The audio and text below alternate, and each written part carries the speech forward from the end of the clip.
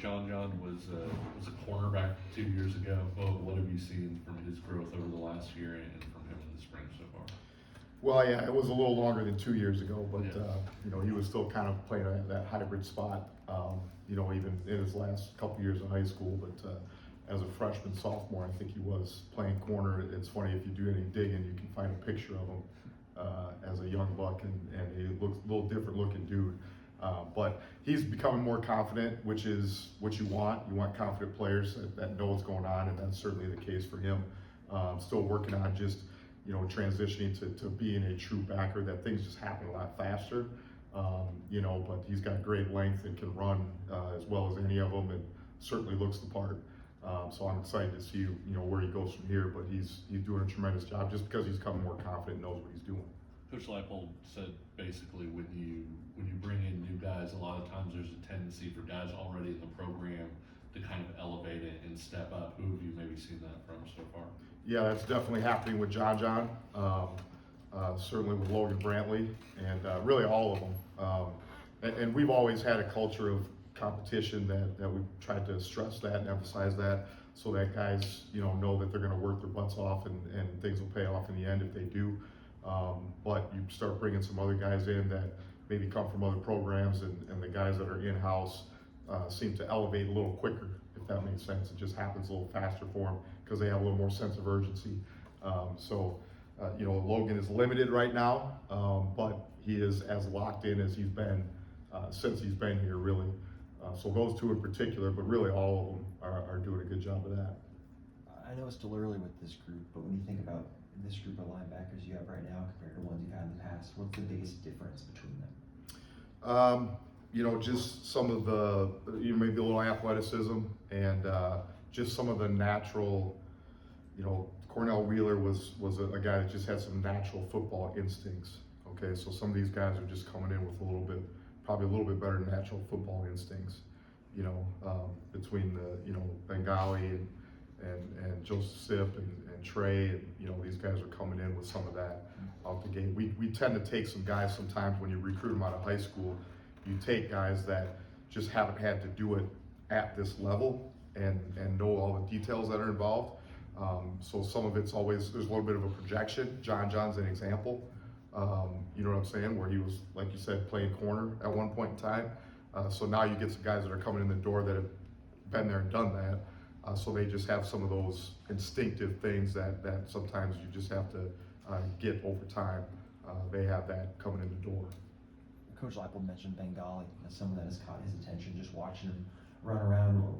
What impressed you watching him at South Carolina or Pitt? And I know you recruited him the first time around, but generally, what were the things that you liked about him, and what have you seen from him since he's been here? Yep, had a conversation or two with Bengali when he was leaving Pitt, and then as you stated, kind of ended up at South Carolina. Just his some of that natural stuff that I'm talking about. Obviously, he's got good length. He runs well. Athletics still working with him to even take what he is and make it even better. Can still work on bending those hips a little bit more, and just things that backers need to work on across the board. But he is one of the examples that I'm giving that just has some natural, instinctive things. Sometimes it almost looks like he's one of these guys that looks like he's not even trying sometimes, because he's just a natural, efficient mover. Because then all of a sudden you're like, oh, geez, he makes some plays out there. He's going to be productive for us, put it that way. You mentioned Cornell. He became a leader over the course of his career. Is there any guys or one guy in particular who could maybe take that step that Cornell took? Yep. Still searching for that. Still searching for that, and in many cases, almost forcing it. Sometimes as coaches, you have to have a feel for your room and or your unit or the team, and figure out if there's not the natural leader in the room, then we have to kind of take that over and help develop it internally. So we're kind of going through that process. That's part of why I love the spring. I just said it to the guys after our little scrimmage today is we don't have to worry about Saturday right now. It's going to get here eventually, but we can have some moving pieces and allow some time for some guys to develop as leaders and players. So we're still fighting through that process and working through that. But I think Jason Gilliam is a guy that's been a leader for us in the past and will continue to be. You know, these guys that are walking in the door, like I said, Bengali, I think what's going to happen is the more they're around and the more they continue to make plays out there, the more they're going to become confident with their voices. As I stated with John being confident in what he's doing, there's a level of confidence that you got to be able to feel like you can say something if there's those times present. You know what I'm saying? So we're getting to the point where I think some guys are ready to take a step. I'll be interested to see what happens here after spring break, because we'll get a little chance to hit the reset button, and the newness is kind of gone. So we'll come back and almost, you know, not start over, but pick up where we left off and see some of these guys flourish as players and leaders. Just following up on that real quick, you said in some ways kind of forcing it. What does that look like? I know you're trying to let it play out naturally, but when you say forcing it, what is that? Talking to guys? Is that on the field or both? Yep, all of the above. You're putting them in situations where they have to take control. Whether it's in my position, whether it's in the meeting room, asking guys to speak up and have to articulate thoughts, okay? You have to first know what you're doing, which allows you to have the confidence to say what you need to say. But then it's, okay, now let's put them in those situations where nothing's gonna happen unless you say something. Gotcha. You know what I'm saying? Yeah. So you're forcing those scenarios and those situations, or, you know, I always try to tell guys to find opportunity. It's just taking a rep. You're taking another rep. Yeah. Find an opportunity to lead somebody, even if it's not the room, it might be a guy. Right. Okay, and then you kind of just get in their ear a little bit and be like, hey, see such and such over there, go holler at him for a minute. He's kind of, you're not hustling or whatever the case is. Cool. So you're finding those opportunities to help create that internally, and then guys just gain reps, just like when they're playing, and they get more confident to say something and do something when they see something. Cool. Thanks. When someone like Bengali comes in who has a history of playing at multiple different positions in multiple different schemes, do you like have an initial idea when you bring him in of where he fits in your system, or is it something where you need to see him on the field to figure out exactly what kind of spot he'd be best suited for? A little bit of both. But you know, I think for a guy like him, you're looking at skill sets, and then you're looking at what it is that you're doing schematically that matches those skill sets. So you're putting guys in position that they can use what they're doing to their advantage and our advantage. And certainly he's one of those guys that has a broad skill set, so we should be able to use him in a lot of different ways, whether he's a stack backer or coming off the edge or whatever the case is. There's a number of things that he can do for you, and you see those things at his previous spots. You know, so it makes it a little bit easier to say, yeah, he can do that when you've seen it on film already.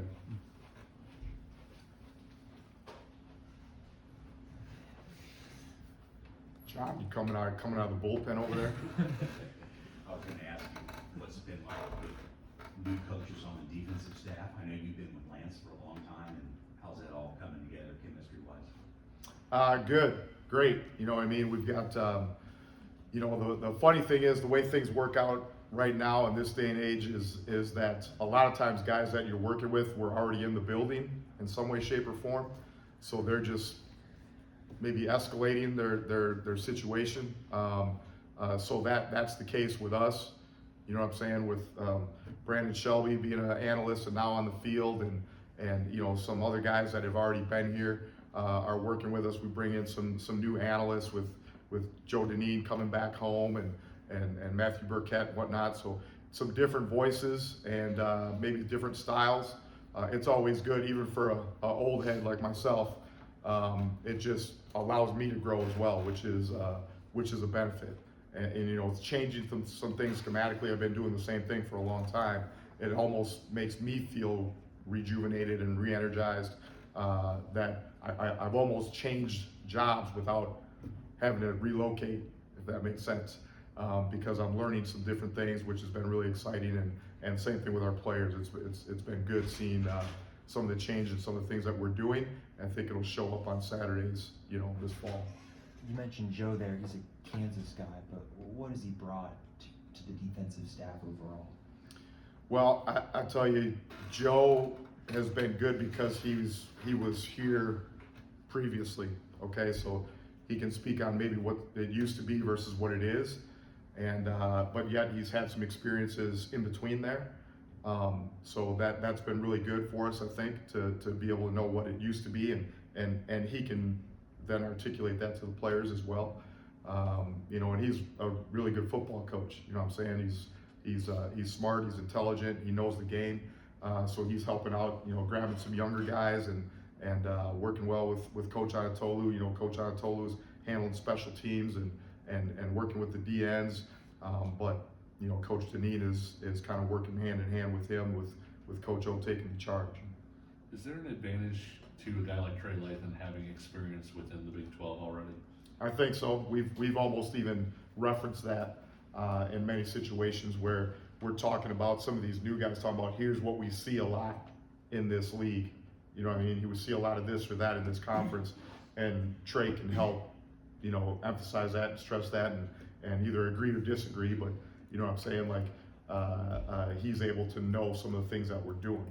And then of course I'll mess with him every now and again. Now he's got to go get after West Virginia's quarterback instead of, you know, cheer for him. So he's still got friends back there, and rightly so. And but he's doing a great job for us, and excited. He's you know, he's wearing crimson and blue now.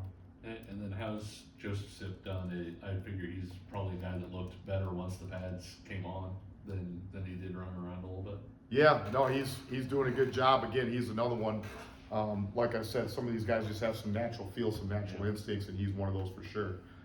He's able to just kind of get himself in position, continuing to learn. All three of those transfers are, as well as the incoming freshmen, the early enrolled freshmen. But for those guys, it's a little bit more of a translation. They're just having to take what they maybe already knew and convert it to our language, which, you know, they're doing that. It'll really be good after spring ball, like I already stressed and emphasized, because our install will slow down significantly.